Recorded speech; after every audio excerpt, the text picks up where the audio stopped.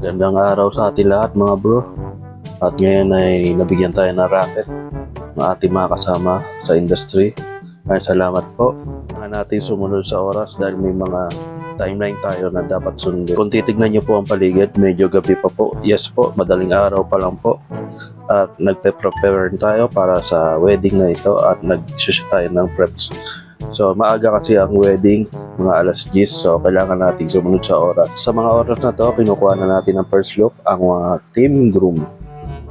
Yun nga lang, ang mga video ng team bride at iba pang kaganapan na hindi nakuhanan. Sa kadahilanan na busy ang ating videographer dahil nag-ML. Sa mga oras na to, kinukuhanan pa rin natin ang team groom gamit ang maiwagang ilaw ko na flashlight na ginagamit pang gagamba pagkagabi. Kung makikita nyo kung anong brand yan, kayo na po magbasa at di naman po ito sponsor.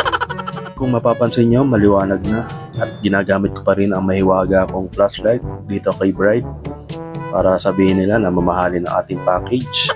Pero wag nyo po pansinin ang akin dyan dahil puro laman yan, lechon, Shanghai, sa kaka-event. Hopefully, maambunan tayo ng Shanghai mamaya at lechon. Gusto ko nga palang pasalamatan mga nakasama ko today, mga host at ng coordinator pati ang videographer na naka-tie up ko ngayon. Maging ang mga nakasama ko mula sa preps hanggang sa reception. Ito pang isa, kung isama sa BTS, ay nagsisimula pa lang ako, baka walang manood. Enjoy nyo lang. Importante masaya.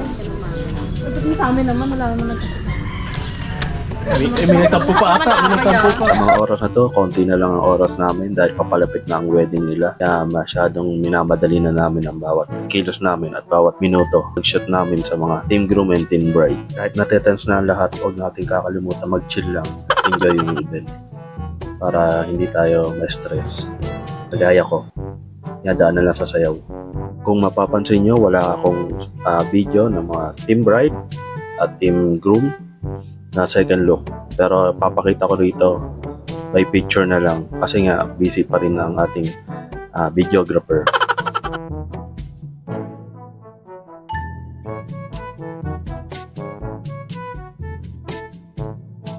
Kung tatanungin kung ba tayo naging photographer kahit na isa lang ang nakakita sa atin o may kapansanan tayo. Well, biglaan lang lahat. Pero plano ni Lord talaga yun para madali na ako dito. Yun nga, naging gusto ko na rin siya at minahal ko talaga to. Nakakatuwa lang itong moment na to, lalo na itong wedding. Dahil sa akin bilang photographer, nakaka-capture ko kung ano yung moment na nangyayari sa isang event. Like nito, wedding.